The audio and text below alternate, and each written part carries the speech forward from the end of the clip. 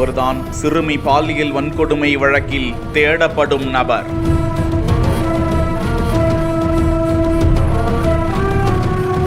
குற்றவாளியின் புகைப்படத்தை வெளியிட்டு பொதுமக்களிடம் உதவி கேட்ட போலீஸ்.